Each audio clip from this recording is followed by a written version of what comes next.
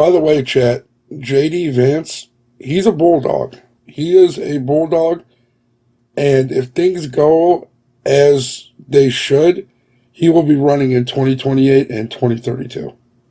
Of the United States, Mr. JD Vance, who was here last year as senator, and we are very happy that he has come back to Munich, and we are very much looking forward to. Elon's going to be going through a lot of stuff in the government.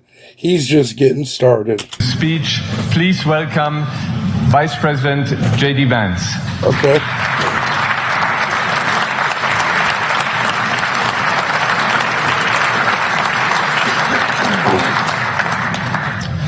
Well, thank you, and thanks to all the gathered delegates and luminaries and media professionals, and thanks especially to the host of the Munich Security Conference for being able to put on such an incredible event. We're, of course, thrilled to be here. We're happy to be here. And, you know, one of the things that I wanted to... By the way, one of the things I love about JD Vance is he is a very, very skilled speaker. He has a way with words. He knows how to debate. He knows what he's talking about. It's just all around pure class.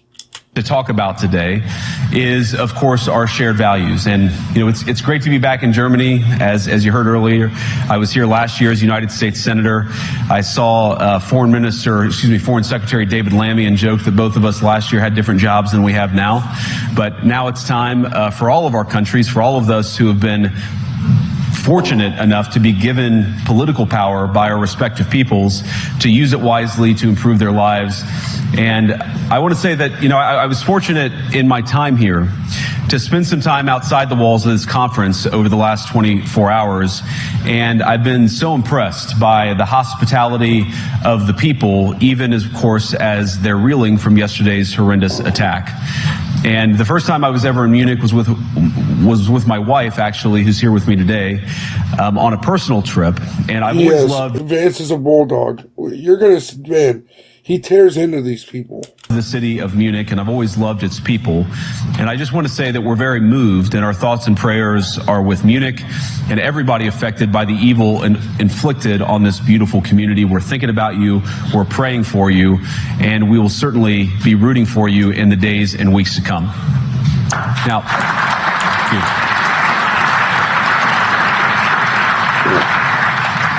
I hope that's not the last bit of applause that I get, but we gather at this conference, of course, to discuss because it's coming, chat, and they know it. Security, and normally we mean threats to our external security. I see many great military leaders gathered here today. But while the Trump administration is very concerned with European security and believes that we can come to a reasonable settlement between Russia and Ukraine, and we also believe that it's important in the coming years for Europe to step up in a big way to provide for its own defense. He doesn't hold back. The threat that I worry the most about vis-a-vis Europe is not Russia, it's not China, it's not any other external actor. And what I worry about is the threat from within. Here it comes, chat. He's about to lay the smackdown. Retreat of Europe from some of its most fundamental values shared with the United States of America. Now, I was struck that a former European commissioner went on television recently and sounded delighted that the Romanian government had just annulled an entire election. He warned that if things don't go to plan, the very same thing could happen in Germany too. Man, that's not right. How do you threaten your people with that?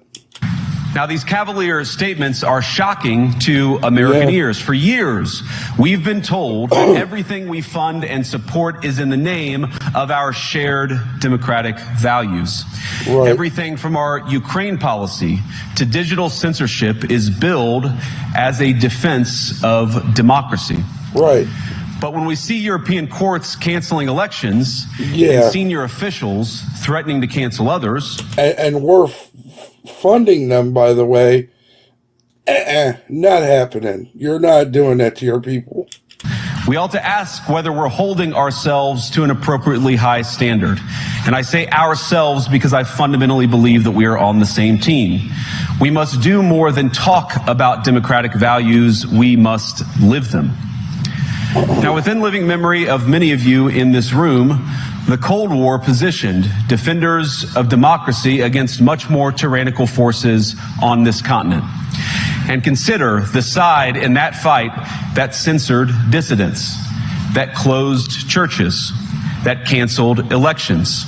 Were they the good guys? Certainly not. Right. And thank God they lost the Cold War. They lost because they neither valued nor respected. He's basically telling these people that you're the bad guys right now for doing this. You're threatening to cancel elections. What? All of the extraordinary blessings of liberty. The freedom to surprise, to make mistakes, to invent, to build. As it turns out, you can't mandate innovation or creativity, just as you can't force people what to think, what to feel, or what to believe. And we believe those things are certainly connected. Freedom of speech, freedom of thought, freedom of all that. And unfortunately, when I look at Europe today, it's sometimes not so clear what happened to some of the Cold War's winners. I look to Brussels, where EU commissars warn citizens that they intend to shut down social media during times of civil unrest the moment they spot what they've judged to be, quote, hateful content. Or to this very country, where police have carried out raids against citizens suspected of posting anti-feminist comments online as part of, quote, combating misogyny on the internet, a day of action. I look to Sweden, where 2 weeks ago the government convicted a Christian. It's crazy how feminists want equal rights and but they hate men. Most feminists just hate men. But they don't want men to hate them. It just doesn't make any sense. An activist. It's one hateful group, I'll tell you that much. For participating in Koran burnings that resulted in his friend's murder. Wow. And as the judge in his case chillingly noted, Sweden's laws to supposedly protect free expression do not, in fact, grant, and I'm quoting, a free pass to do or say anything without risking offending the group that holds that belief. And perhaps most concerning, like, to take somebody's life over something like that is just wild. I look to our very dear friends, the United Kingdom, where the backslide away from conscience rights has placed the basic liberties of religious Britons in particular in the crosshairs. A little over 2 years ago, that's very true, Tasha. The British government charged Adam Smith Connor, a 51-year-old physiotherapist and an Army veteran, with the heinous crime of standing 50 meters from an abortion clinic and silently praying for 3 minutes. How can you charge somebody for that? Yo, hey, how's it going, Jose? Feminists are pure evil. They really are. It's just a hateful right left to the Bahamas. You're not going with her? Oh, that's not cool. Hey, hopefully you have fun. Not obstructing anyone, not interacting with anyone, just silently praying on his own. And after British law enforcement spotted him and demanded to know what he was praying for, Adam replied simply, it was on behalf of the unborn son he and his former girlfriend had aborted years before. Now, the officers were not moved. Adam was found guilty of breaking the government's new buffer zones law, which criminalizes silent prayer and other actions that could influence a person's decision within 200 meters of an abortion facility. Chat, don't be scared or nervous. She'll be all right. She'll be all right. Chat, this doesn't make sense. How is praying in silence a crime? Is this real? Oh, dude, I'm so glad Vance went over here to put these douchebags in their place. He was sentenced to pay thousands of pounds in legal costs to the prosecution. Now, I wish I could say that this was a fluke, a one-off crazy example of a badly written law being enacted against a single person. But no, this last October, just a few months ago, the Scottish government began distributing letters to citizens whose houses lay within so-called safe access zones, warning them that even private prayer within their own homes may amount to breaking the law. Naturally, the government urged readers to report any fellow citizens suspected guilty of thought crime. In Britain and across Europe. What is a thought crime? Dude, this is wild. Aw. You'll be alright, bro. Dude, can you guys tell me what a thought crime is? Europe, free speech, I fear, is in retreat. It's not even that long.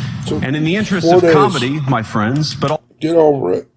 Also in the interest of truth, I will admit that sometimes the loudest voices for censorship have come not from within Europe, but from within my own country, where the prior administration threatened and bullied social media companies to censor so-called misinformation. Misinformation like, for example, the idea that coronavirus had likely leaked from a laboratory in China. Our own government encouraged private companies to silence people who dared to utter what turned out to be an obvious truth. So he's getting them right now. He's letting them know, like, you guys are not going to do this to your people. You're not, if we're working together, you're not going to be a dictatorship like that and tell the people that you're going to cancel their elections. Say it's all right to arrest people for praying silently outside an abortion clinic, or it's okay for people to kill people just because they burn the Quran. No, dude, it's just not right. So I come here today not just with an observation, but with an offer. And just as the Biden administration seemed desperate to silence people for speaking their minds, so the Trump administration will do precisely the opposite, and I hope that we can work together on that. In Washington, there is a new sheriff in town, and under Donald Trump's leadership, we may disagree with your views, but we will fight to defend your right to offer it in the public square, agree or disagree.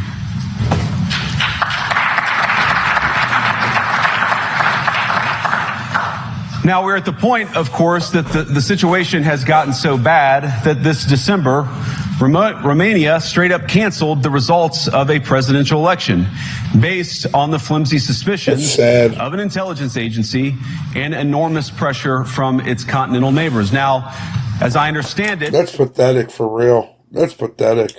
The argument was that Russian disinformation had infected the Romanian elections. But I'd ask my European friends to have some perspective. You can believe it's wrong for Russia to buy social media advertisements to influence your elections. We certainly do. You can condemn it on the world stage even. But if your democracy can be destroyed with a few $100,000 of digital advertising from a foreign country, then it wasn't very strong to begin with. True. Now, the good news... Nobody's clapping. They're all so salty right now. ...is that I happen to think your democracies are substantially less brittle than many people apparently fear. And I really do believe that allowing our citizens to speak their mind will make them stronger still. Which, of course, brings us back to Munich, where the organizers of this very conference have banned lawmakers representing populist parties on both the left and the right from participating in these conversations. Okay. Now, again, we don't have to agree with everything or anything that people say.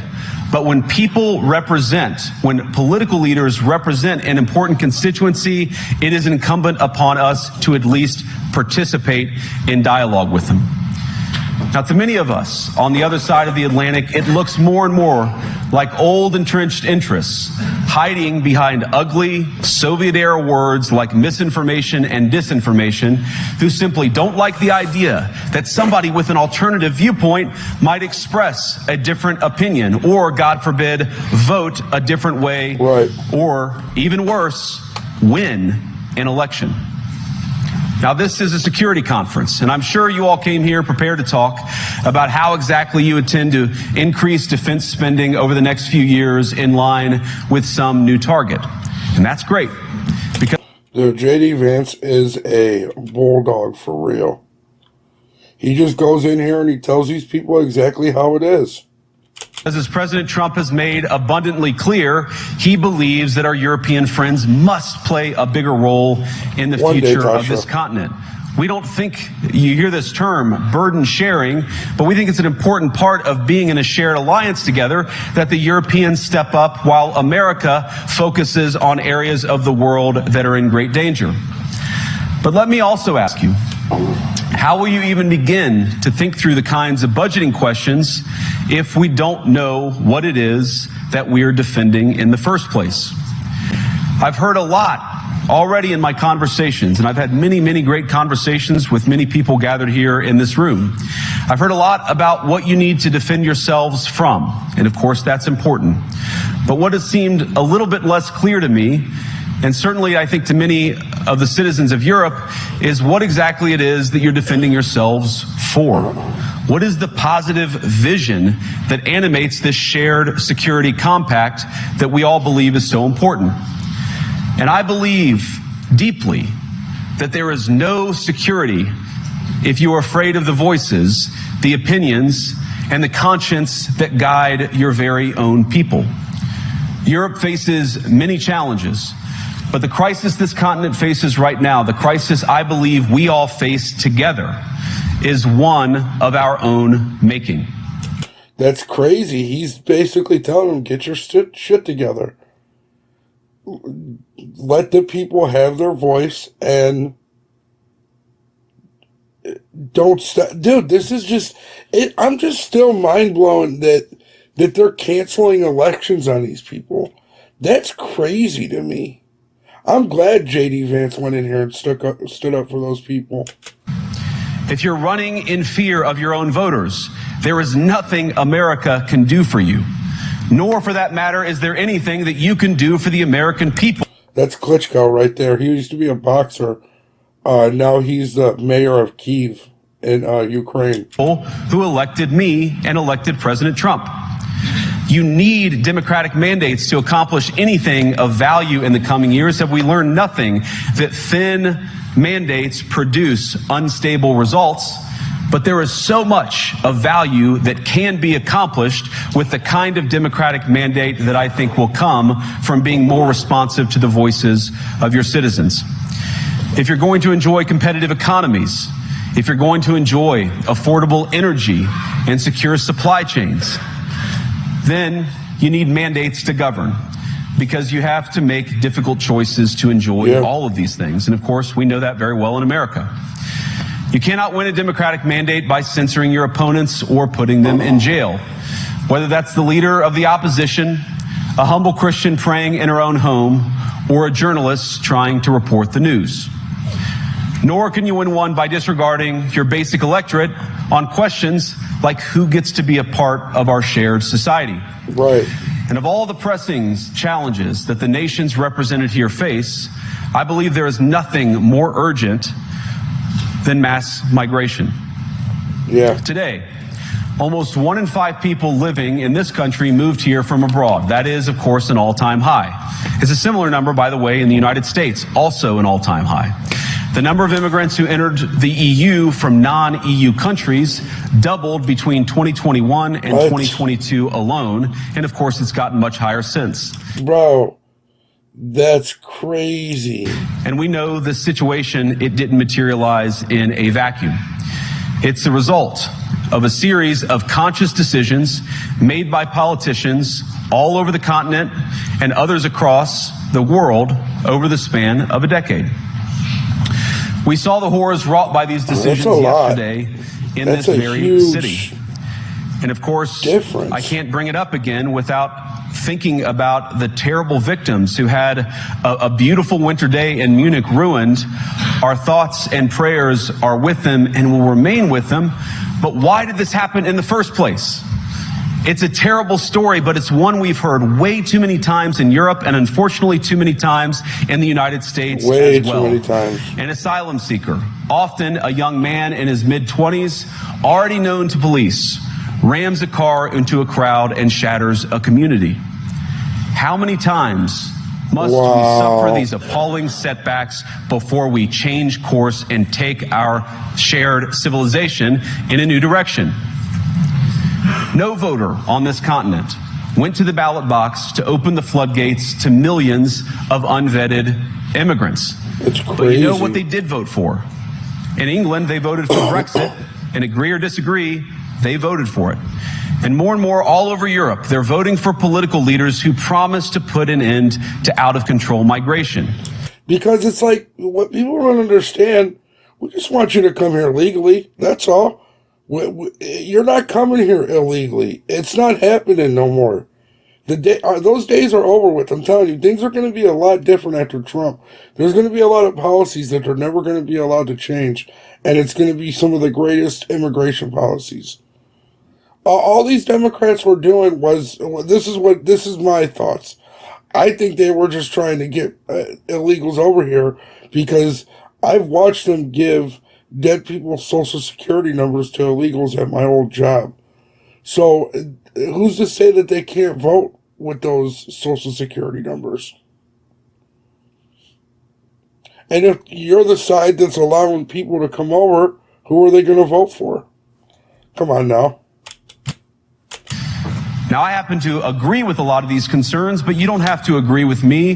I just think that people care about their homes, they care about their dreams, they care about their safety and their capacity to provide for themselves and their children. And they're smart. I think this is one of the most important things I've learned in my brief time in politics. Contrary to what you might hear a couple mountains over in Davos, the citizens of all of our nations don't generally think of themselves as educated animals or as interchangeable cogs of a global economy.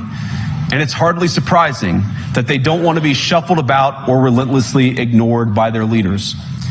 And it is the business of democracy to adjudicate these big questions at the ballot box.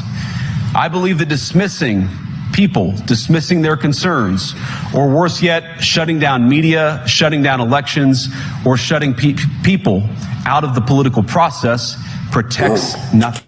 None of these people look too happy to see what he's saying, for real. All these people are like, damn, we're getting criticized, we're getting made look so bad. Dude, JD Vance is a bulldog. He's got that dog in his blood. For 1,000%, JD Vance has that dog in him. In fact, it is the most... Trump picked the perfect one. And when I heard he was a possibility of being Trump's vice president, he was who I picked. Surefire way to destroy democracy. And speaking up and expressing opinions isn't election interference. Even when people express views outside your own country, and even when those people are very influential. And trust me, I say this with all humor, if American democracy can survive 10 years of Greta Thunberg scolding, you guys can survive a few months of Elon Musk. But what German democracy, what no democracy, American, German, or European will... It's so true, though.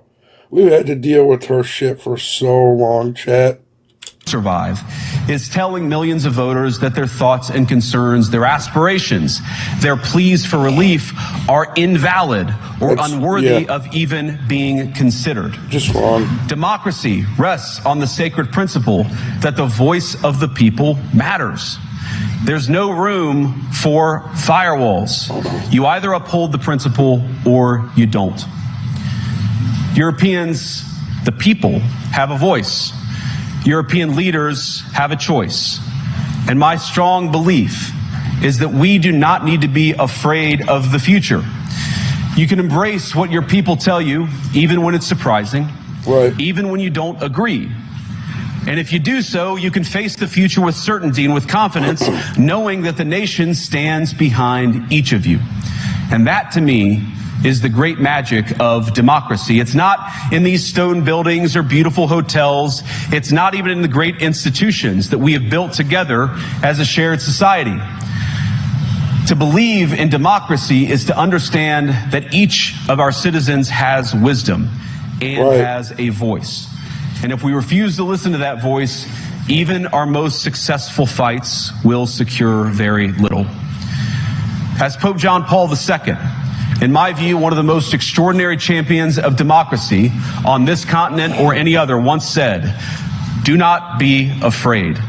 We shouldn't be afraid of our people, even when they express views that disagree with their leadership. Yeah, because what a lot of people in the government don't realize is they work for us. We don't work for them. So they have to go by what we want. So as a majority of the country voted for Trump, everything that Trump's doing, we want him to do. Dude, JD Vance, he has everything of what it takes to be a president right now. Getting to learn under Donald Trump for 4 years, this is going to make him 1,000 times better. Thank you all. Good luck to all of you. God bless you. I love it.